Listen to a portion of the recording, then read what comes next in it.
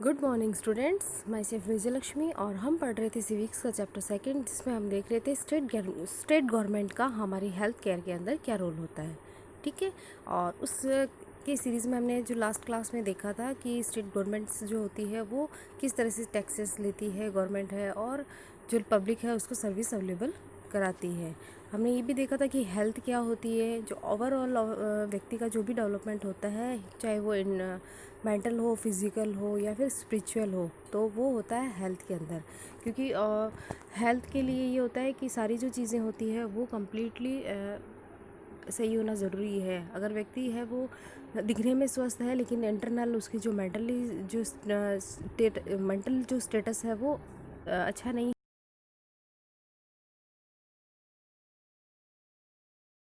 Development या overall जो fitness है वो होना ज़रूरी है। इसके लिए हमको टाइम टाइम पे गवर्नमेंट से वो फैसिलिटीज़ भी अवेलेबल कराती है, और हम लोग जो गवर्नमेंट को टैक्सेस पे करते हैं उससे गवर्नमेंट हमारे लिए अरेंजमेंट करती है। ये हमने लास्ट वीडियो में देखा था। और इसके बारे में हमने देखा था कि जो हेल्थ केयर में इंडिया है उसकी पोजीशन बहुत अच्छी है, लेकिन इसके साथ ये सब चीज़ें होते हुए भी इंडिया के अंदर जो है रूरल एरिया, मतलब जो गांव का जो एरिया है, वहाँ पर आज भी बहुत सारे लोग हैं, उनको बहुत सारी जो फैसिलिटीज़ है वो नहीं मिल पाती, क्योंकि जो डॉक्टर्स होते हैं वो सारे के सारे शहरों में रहना ज़्यादा प्रेफर करते हैं।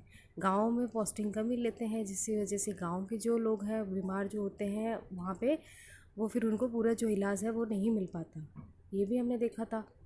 और लास्ट क्लास में हमने ये भी देखा था कि स्टेट गवर्नमेंट जो है वो फैसिलिटीज़ भी अवेलेबल करा रही है हमको। ठीक है। और इसी सीरीज़ में हमने देखा था डिज़ीज़ जो होती है वो किस तरह से होती है। जो ज़्यादातर जो बीमारियां होती है हमने देखा था ज़्यादातर जो बीमारियां होती है वो वाटर के कारण होती है। तो जो डर्टी वाटर ड्रिंकिंग पीने के लिए जो गंदा पानी मिलता है उसकी वजह से भी बहुत सारी बीमारियां फैलती है। तो ये हमारे हेल्थ से रिलेटेड है। तो हम लोग आसपास के भी एरिया में देख सकते हैं कि क्या क्या समस्याएं आते हैं किसी को, फिर वो हॉस्पिटल्स जाते हैं, किस तरह की हॉस्पिटल्स के अंदर अरेंजमेंट होते हैं। तो ये सारे जो चीज़ें होती है वो हमारी डेली लाइफ से भी रिलेटेड होती है। ठीक है। इसी की सीरीज़ में आज हम आगे देखेंगे the necessities of health care. जो हेल्थ केयर है उसकी क्या ऐसी ज़रूरत है, या किस तरह से वो मतलब किन किन चीज़ों की ज़रूरत पड़ती है हेल्थ केयर सिस्टम के अंदर। क्योंकि गवर्नमेंट जो है वो हेल्थ के वो जो प्रोग्राम्स होते हैं वो हम तक पहुंच पाते हैं नहीं पहुंच पाते हैं, और उन प्रोग्राम्स को रन करने के लिए गवर्नमेंट को किन किन चीज़ों की ज़रूरत पड़ती है। तो आज हम नेक्स्ट टॉपिक के अंदर देखते हैं।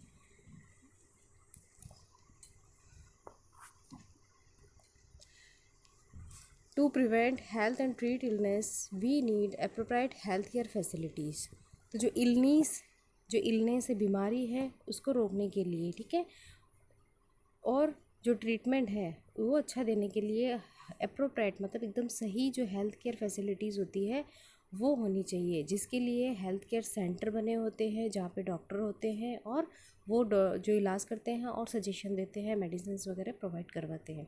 तो हेल्थ केयर सेंटर हो गए, उसी की सीरीज़ में हॉस्पिटल्स हो गए, लेबोरेटरीज़ जहाँ पे जांचें की जाती है। जैसे किसी व्यक्ति को कोई बीमारी है तो उसके लिए पहले उसको जांच की जाती है, फिर उसका ट्रीटमेंट किया जाता है। तो उसके लिए लेबोरेटरीज़ भी होनी चाहिए, एम्बुलेंस होनी चाहिए जो लोगों को एक प्लेस से दूसरी प्लेस ले जाती है, service ambulance service, blood bank, ठीक है, जैसे कोई बीमार होता है तो उसको खून की भी ज़रूरत पड़ती है, जैसे किसी के ब्लड की कमी हो जाती है तो उसके लिए ब्लड बैंक भी होना चाहिए। तो ये सारी की सारी जो फैसिलिटी होती है ना, ये बहुत मतलब इम्पोर्टेंट है, जो एवरी स्टेट के अंदर होनी चाहिए, एवरी जो सिटी है उसके अंदर होनी चाहिए।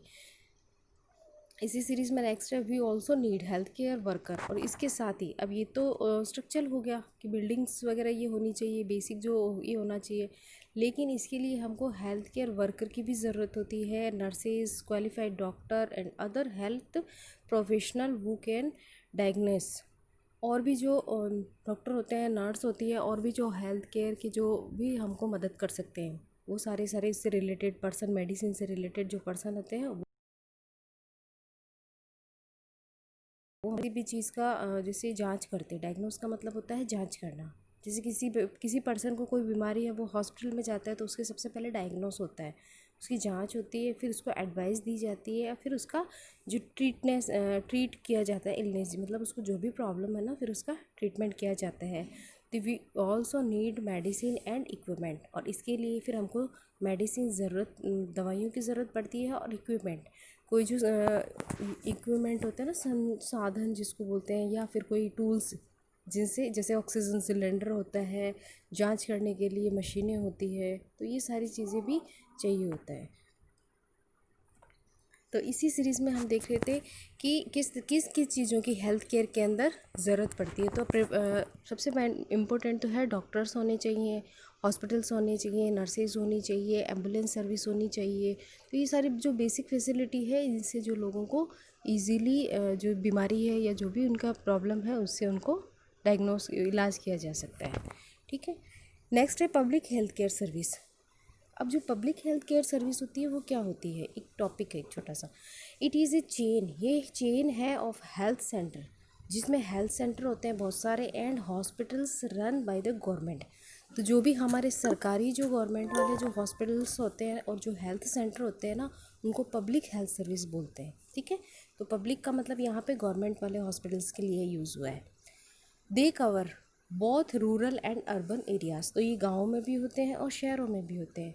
गांव में भी हम देखते हैं ना, गवर्नमेंट हॉस्पिटल होते हैं, छोटे छोटे जांच केंद्र होते हैं, और सिटीज़ के अंदर भी हम हमारे आसपास देखते हैं, जैसे पीबीएम हॉस्पिटल है। तो ये जो बड़े हॉस्पिटल्स गवर्नमेंट वाले, ठीक है, और छोटी छोटी जो डिस्पेंसरियाँ होती है, तो ये सारे सारे पब्लिक हेल्थ सर्विस के अंडर में आते हैं। एट द विलेज, गाँव के अंदर विलेज लेवल, ठीक है, विलेज लेवल पर there are primary health centre, PHC बोलते हैं जिसको, कि जैसे किसी भी पर्सन को मान लो कोई प्रॉब्लम होती है, वो अपने गांव में दिखाने जाता है, तो सबसे पहले वो पीएचसी पे जाता है। अगर उसका डायग्नोस वहाँ हो जाता है, अगर उसका ट्रीटमेंट वहाँ पॉसिबल होता है, सारी मेडिकल फैसिलिटीज़ अगर अवेलेबल है और इजीली वो सारा ट्रीटमेंट हो जाता है, तो ठीक है। नहीं तो अगर मान लो कोई बड़ी बीमारी है, कोई हाई रिस्क लेवल पे है, तो फिर उसको जो बड़ा जो सेंटर होता है ना, वहाँ पे उसको रेफ़र कर दिया जाता है। ठीक है। तो सबसे पहले जैसे हम लोग फर्स्ट एड लेते हैं ना, वैसे ही ये प्राइमरी हेल्थ सेंटर होते हैं जो एवरी विलेज में होते हैं। और यहाँ क्या होता है, there is usually a nurse, एक जैसे एक नर्स होती है, and a village health worker, ठीक है, एक गांव का हेल्थ वर्कर उसको सपोर्ट के लिए होता है। तो ये पीएचसी जो होते हैं ना, ये हर गांव में होती है। They are train in dealing with common illness, तो इनको जो ट्रेन किया जाता है, कॉमन इलनेस जो भी सामान्य बीमारियाँ होती है ना, उनके लिए उनको ट्रेंड किया जाता है, and work under supervision of doctor, और डॉक्टर के अंडर में रह के वो काम करते हैं। ठीक है। सच ए सेंटर, इसी तरह से सेंटर जो होते हैं cover many villages in A rural area, और ये जो सुपरविज़न का जो एक बड़ा एरिया, जो बड़ा सेंटर होता है ना, इसके अंडर में बहुत सारे छोटे छोटे विलेज के अलग अलग पीएचसीज आते हैं। यहाँ जैसे मेन डॉक्टर बैठते हैं, और ये जो आसपास के छोटे छोटे जो गांव होते हैं, विलेज होते हैं, वहाँ पे जो पीएचसीज है, वहाँ की जो कंडीशन होती है ना, उसको देखने का काम मेन डॉक्टर करता है, उसका सुपरविज़न करता है। ठीक है। और अगर कोई बड़ी प्रॉब्लम होती है, तो फिर वो उनको बड़े जो सिटी हॉस्पिटल्स होते हैं वहाँ पे रेफ़र कर देते हैं। इसी सीरीज़ के अंदर है next at the district level, वो विलेज लेवल पे था, एवरी विलेज के अंदर पीएचसीज होते हैं। ठीक है। और डिस्ट्रिक्ट लेवल के अंदर इट इज़ डिस्ट्रिक्ट हॉस्पिटल्स होते हैं, that also supervision all the health centres, तो जो सारे हेल्थ सेंटर होते हैं ना डिस्ट्रिक्ट के अंदर, उनका सुपरविज़न करते हैं, समय समय पे जाके उनका सुपरवाइज़र करते हैं, और देखते हैं कि किस में क्या प्रॉब्लम्स है। कभी कभी हम लोग न्यूज़पेपर में भी पढ़ते हैं कि वहाँ पे जैसे किसी गांव में गए और वहाँ पे सुपरविज़न किया, तो डॉक्टर नहीं मिले, कभी नर्सेज नहीं मिले, इस तरह के लिए वो कंट्रोल करने का काम करते हैं। नेक्स्ट है large cities have many government hospitals, अब जो बड़े शहर हैं वहाँ पे तो गवर्नमेंट के बहुत सारे हॉस्पिटल्स होते हैं। जैसे आप भी अपने आसपास देखते हो कि आपके जो सिटी है वहाँ पे भी काफ़ी सारे गवर्नमेंट हॉस्पिटल्स हैं। The resources needed to run, अब जो needed to run the service are obtained from the money that we the public to pay to government as taxes. अब जो ये हमने देखा था कि इतने सारे इक्विपमेंट चाहिए, डॉक्टर्स चाहिए, और जो वर्कर चाहिए, हॉस्पिटल्स चाहिए, जो भी सारी चीज़ें चाहिए। ठीक है। अब इसके लिए गवर्नमेंट जो है वो मनी, पैसा लगाती है, वो कहाँ से लाती है, गवर्नमेंट को भी तो इसको रन करने के लिए पैसे चाहिए। अब डॉक्टर होते हैं, उनको फ़ीस चाहिए, फ़ीस देते हैं, गवर्नमेंट सैलरी देती है, और जो एम्बुलेंस वगैरह होता है, तो उन सब का जो खर्चा होता है वो कहाँ से निकलता है, ठीक है। तो ये जो जितने भी रिसोर्सेज होते हैं ना, इनके लिए जो भी पैसे होते हैं वो पब्लिक से लिए जाते हैं। पब्लिक जो होती है वो गवर्नमेंट को एज ए टैक्स चुकाती है, ठीक है। तो हम लोग ऐसे समझ लेते हैं, जिसे हमने समझा था लास्ट वीडियो के अंदर, डायरेक्ट टैक्स और इनडायरेक्ट टैक्स, ठीक है। तो जनता से जो टैक्स लिए जाते हैं, फिर उसी टैक्स का यूज जो है वो पब्लिक की जो सर्विस है उसके लिए यूज़ किया जाता है।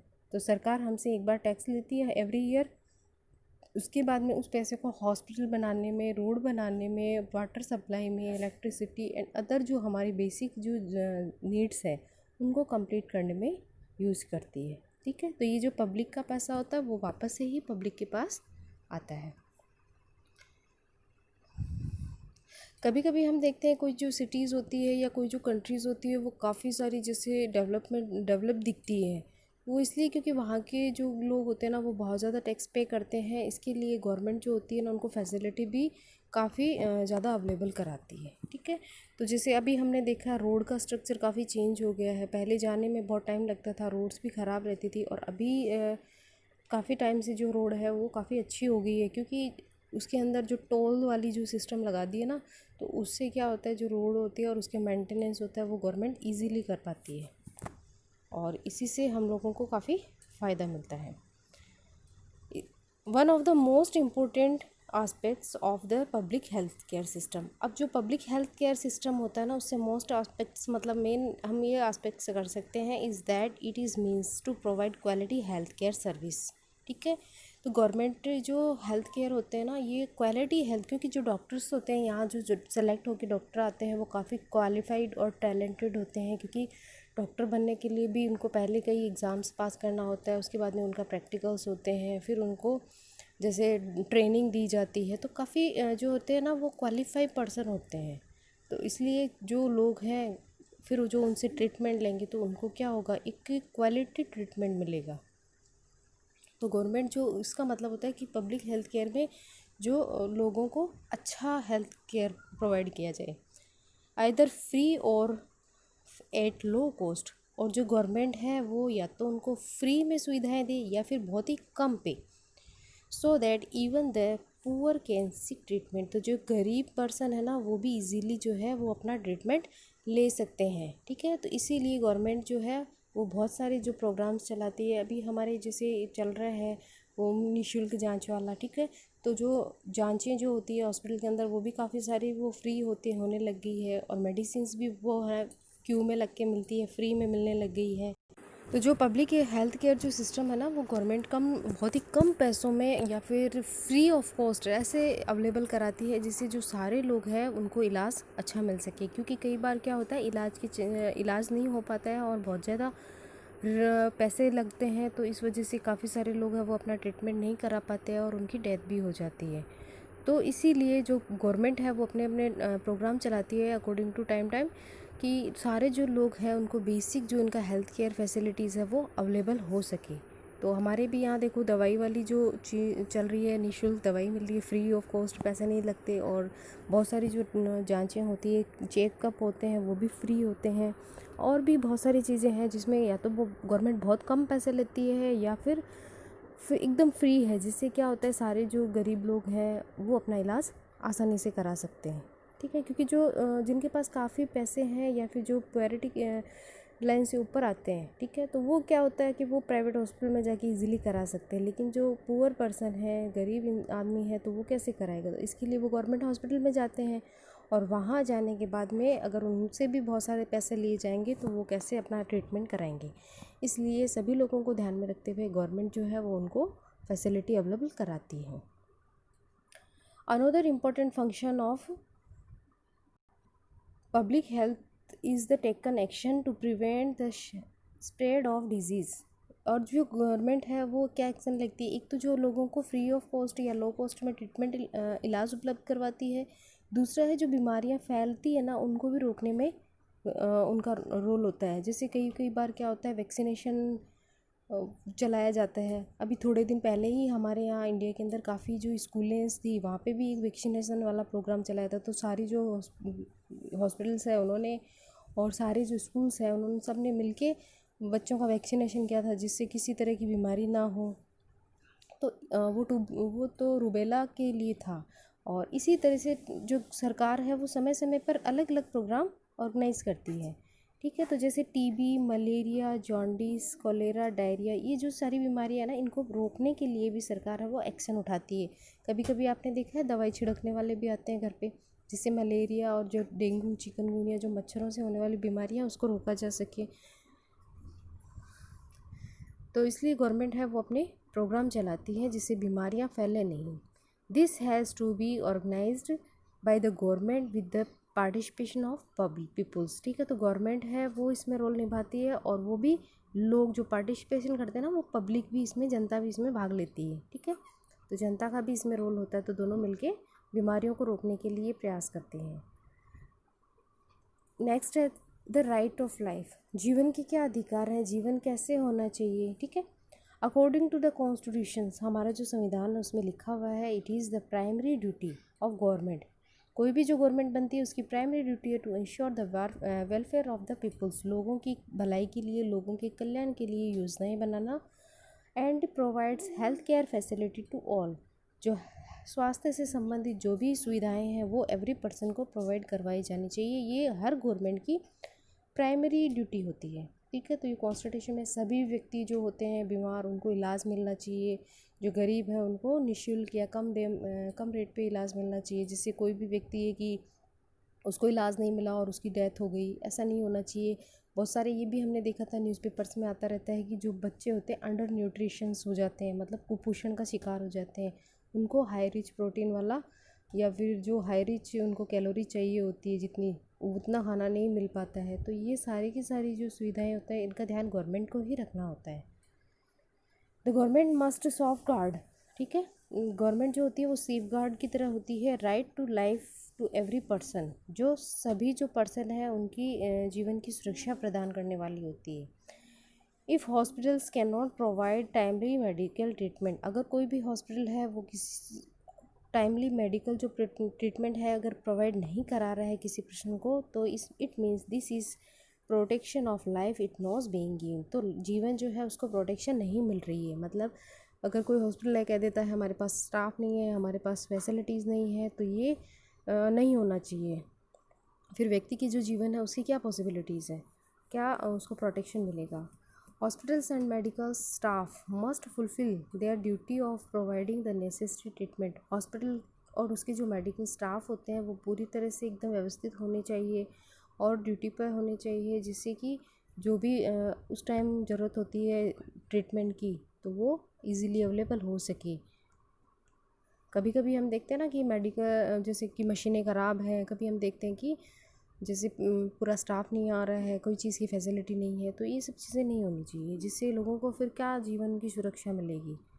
This is the reason that in case of हाकिम शेख, तो यही जो थे ना हाकिम शेख की घटना के अंदर हुआ था, ये हमने अपनी बुक के अंदर एक टॉपिक है द कोर्ट आस्क, जिसमें कोर्ट कहता है टू वेस्ट बंगाल स्टेट, जो वेस्ट बंगाल के जो स्टेट है ना वहाँ से ये बिलोंग करते हैं, to give him the money that he has spent on his treatment, वापस से पैसे देने के लिए, एंड कंपोजिशंस और कंपोजिशंस के लिए, मतलब जो हर्जाना उनको उन्होंने जो भी मतलब सफ़र फेस किया था, मतलब उनको जो भी परेशानी हुई थी और उसके बदले में उनको हर्जाना देने की बात की गई थी।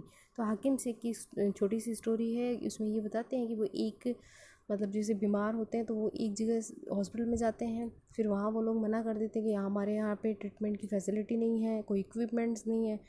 फिर दूसरे हॉस्पिटल में जाते हैं, वहाँ उनसे फिर पैसे भी जमा करा लिए जाते हैं और उनको हेल्थ केयर जो उनको फैसिलिटी भी नहीं दी जाती है। ठीक है, उनका ट्रीटमेंट अच्छे से नहीं किया जाता है और बहुत सारे एक्सक्यूज़ होते हैं उसके अंदर। तो फिर उसके अंदर जब वो कोर्ट में जाते हैं, कोर्ट उनको ये डिसीज़न देते हैं कि जो स्टेट गवर्नमेंट है ये उसकी रिस्पॉन्सिबिलिटी होती है कि अपने हॉस्पिटल से उनको प्रिपेयर रखा जाए, तैयार रखा जाए, और जो एवरी पर्सन है उसको ट्रीटमेंट मिले। तो इसलिए फिर जो हाकिम शेख है उनको उनका हर्जाना भी मिलता है और उन्होंने जितने पैसे जमा कराए थे वो पैसे भी उनको वापस से रिफ़ंड होते हैं। तो ये जो ड्यूटी होती है कि किस तरह से ट्रीटमेंट के लिए जो भी इक्विपमेंट्स हैं, जो भी फैसिलिटीज़ है वो अवेलेबल कराई जाए। ठीक है, तो ये टॉपिक हमारा यहीं ख़त्म होता है। नेक्स्ट टॉपिक हम लोग नेक्स्ट क्लास में पढ़ेंगे, जिसमें हम लोग है वो प्राइवेट हॉस्पिटल्स के बारे में देखेंगे। ठीक है।